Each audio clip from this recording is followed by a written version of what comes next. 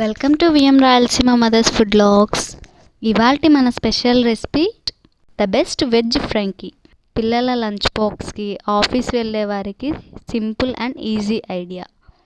ఇలా చేసి పెట్టండి, పిల్లలు ఈ రోల్స్ని ఒకటికి 3 తింటారు. అంత బాగుంటాయి ఈ veg Frankie. In fact evening snacks లాగా కూడా ట్రై చేయొచ్చు ఈ రెసిపీని ఫస్ట్ నుంచి లాస్ట్ వరకు స్కిప్ చేయకుండా చూసి మేము చేసినట్టు ట్రై చేయండి, ఇష్టంగా ఎంజాయ్ చేస్తారు. ప్రాసెస్ చూద్దాం.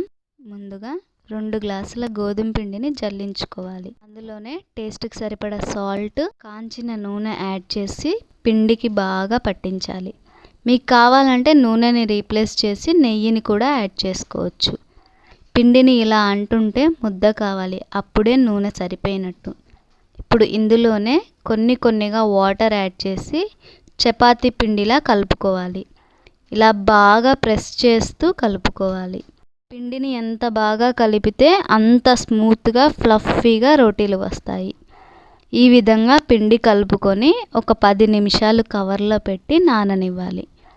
ఇప్పుడు ఫ్రాంకీలోకి స్టఫింగ్ ప్రిపేర్ చేసుకుందాం.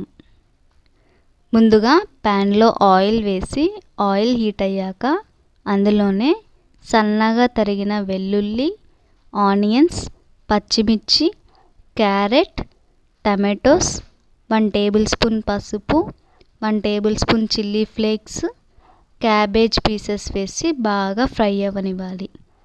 తర్వాత అందులోనే చాట్ మసాలా, మ్యాగీ మసాలా వేసి బాగా కలుపుకొని మూత పెట్టి ఫ్రై చేసుకోవాలి. వెజిటేబుల్స్ అన్నిటినీ ఇలా ఫ్రై చేసుకున్నాక లాస్ట్లో కొత్తిమీర వేసి కలుపుకొని పక్కన ఉంచి చల్లార్చుకోవాలి. తర్వాత స్టఫింగ్లో క్రిస్పీగా పంటికి తగలటానికి ఆలు ఫ్రెంచ్ ఫ్రైస్ చేసుకుందాము. ఇప్పుడు ప్యాన్లో ఆయిల్ వేసి ఆయిల్ హీట్ అయ్యాక అందులోనే సన్నగా కట్ చేసిన ఆలు వేసి డీప్ ఫ్రై చేసి పక్కన ఉంచాలి. తర్వాత పన్నీర్ని తీసుకొని తురుము పట్టి పక్కన ఉంచాలి.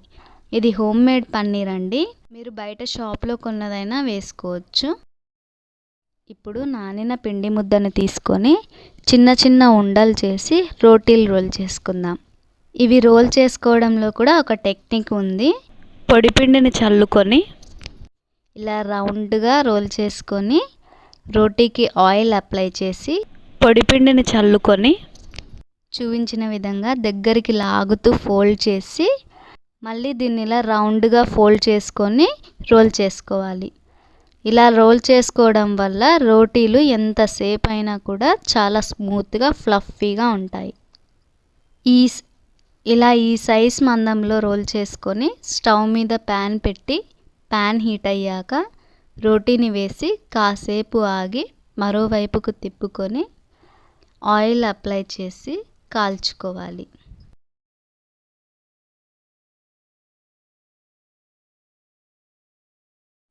ఇలా ఈ కలర్లోకి వచ్చేంత వరకు 2 వైపులా కాల్చుకోవాలి.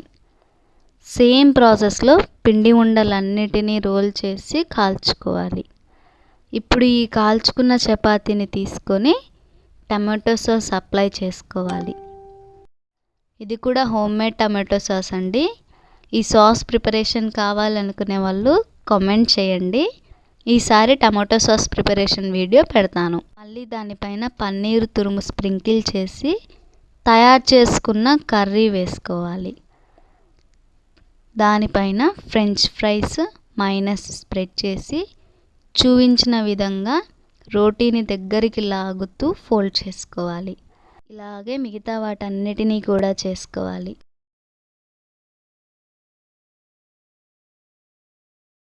ఈ ఫ్రాంకీని మధ్యలోకి కట్ చేసి చూస్తుంటే స్టఫింగ్ లేయర్ ఎంత బాగుందో కదా.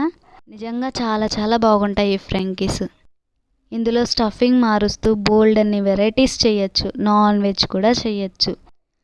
అవన్నీ కూడా నేను మీకు మరోసారి చూపిస్తాను. సో సేమ్ ప్రాసెస్లో ఈ యమ్మీ రెసిపీని ట్రై చేసి పిల్లలకి సర్వ్ చేయండి, చాలా హ్యాపీగా ఎంజాయ్ చేస్తారు. అలాగే మీరు ట్రై చేసిన రెసిపీ పిక్ని మా ఇన్స్టాగ్రామ్ని ఫాలో అవుతూ నాకు ట్యాగ్ చేయండి. ఈ రెసిపీని మీ ఫ్రెండ్స్తో, రిలేటివ్స్తో, కొలీగ్స్తో షేర్ చేసి మా రెసిపీస్ మీకు ఎలా అనిపిస్తున్నాయో కామెంట్ చేయండి. ఇలాగే మమ్మల్ని ముందుకు నడిపిస్తారని ఆశిస్తూ thank you for watching friends.